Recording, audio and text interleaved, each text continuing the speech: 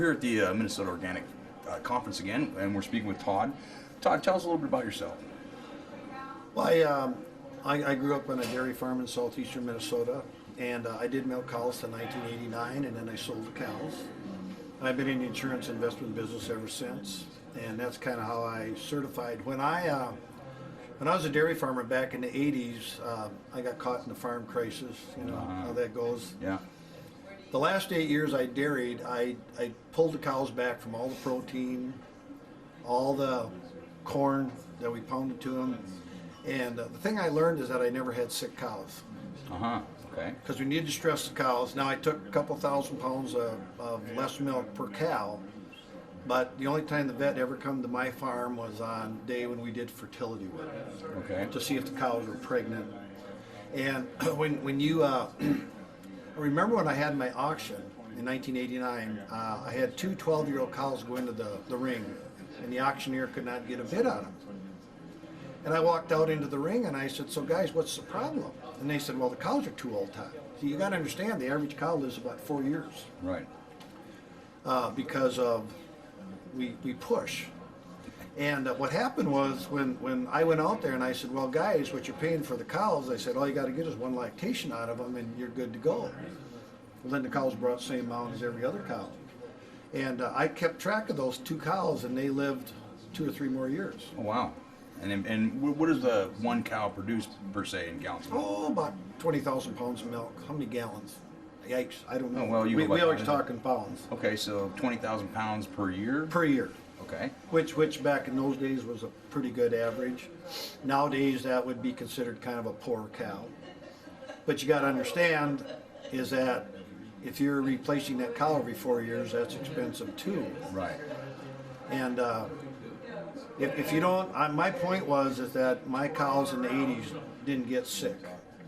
Okay. Sick, you know, Right. because now we're treating them for displaced stomachs and acidosis, and you know what happened was is that when I could stress with my cows, they remained healthy, and I used to treat them with a they would call it a probiotic today.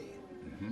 Back then it was called Super Whey, and it was a product that was made out of cow's colostrum. Okay. Do you understand cow's colostrum? Oh, yes, yes. Antibiotics. Right.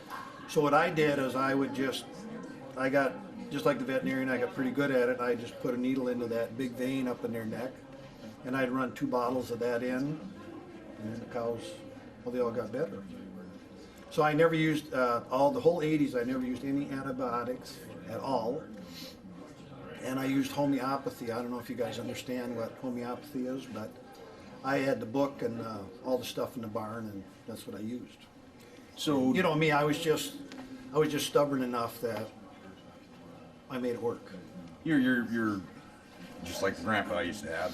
Get it done. You know, you got to figure a way to get it done as a farmer. Yeah.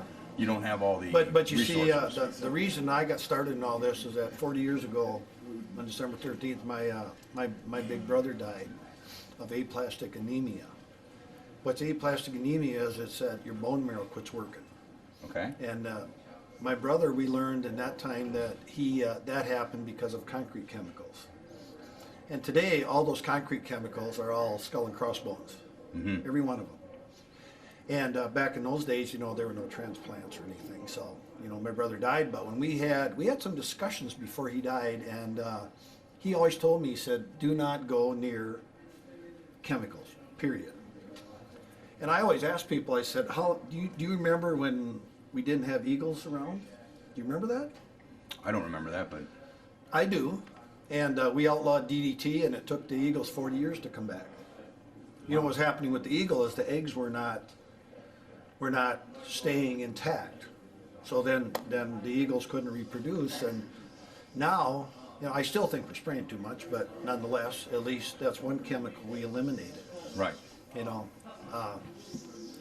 so I've seen all this work, and that's why I'm pretty sure farmers could do it, but it's a challenge.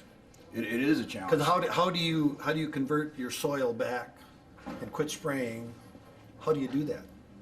It's a terrible challenge, and it takes terrible courage.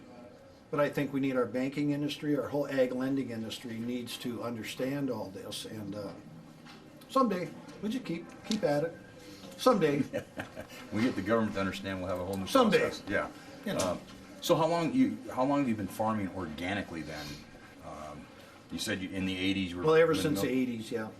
I mean, I did it before you could even certify. Right. So what... I've been certified since about 1999. Oh, very good, very good. So the benefits of going to the organic end of it, how do you see your soil today? Back in the 80s, how did you see it? How do you see it today? Well, I mean, back in the 80s, you know, I did it the same way I do it today. You know, we just do a crop rotation. Okay. I don't raise corn more than 1 year after alfalfa because I need the nitrogen. So one of the organic problems is that nitrogen. And you know, all the nitrogens that are out there, none of them are allowed for us to use when you're certified.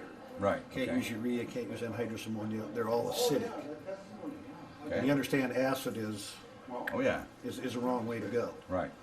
So how do you get the nitrogen in the ground now?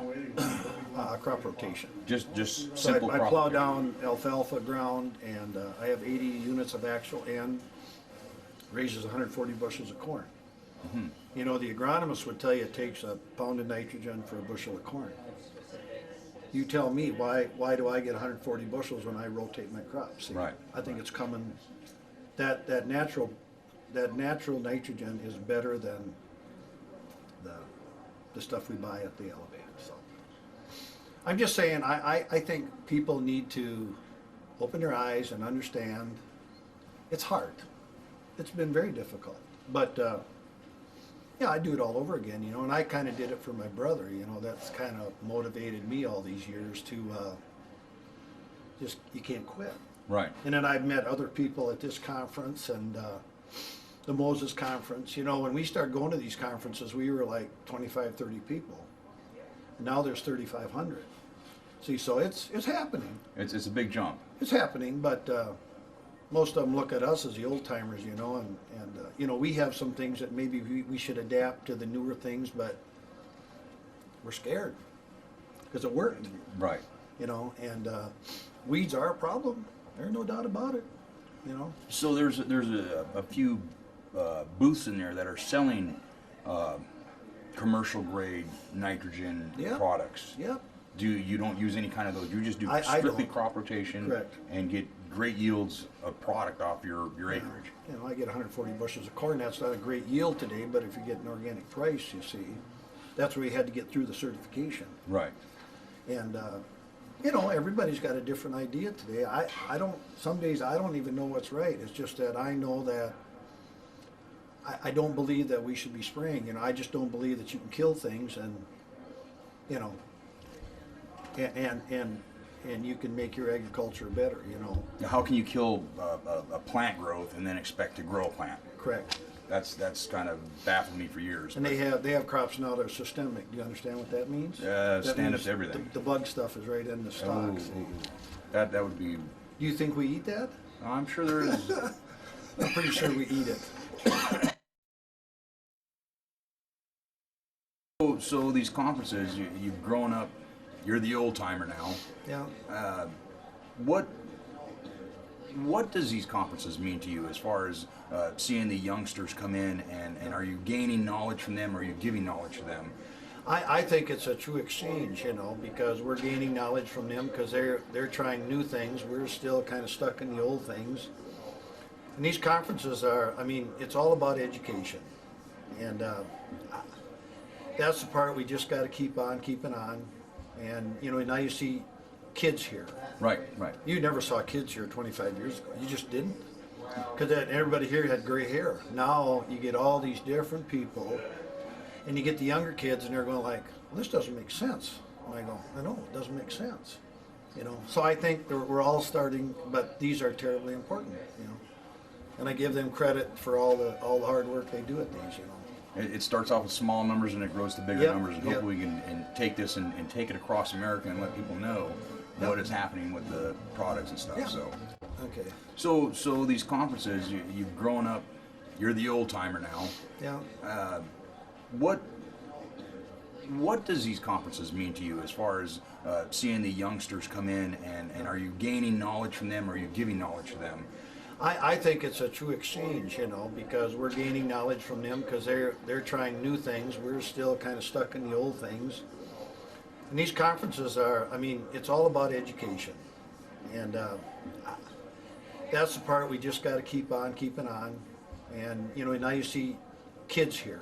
Right, right. You never saw kids here 25 years ago. You just didn't.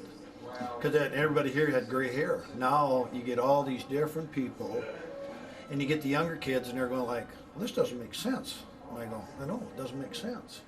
You know, so I think we're all starting, but these are terribly important, you know.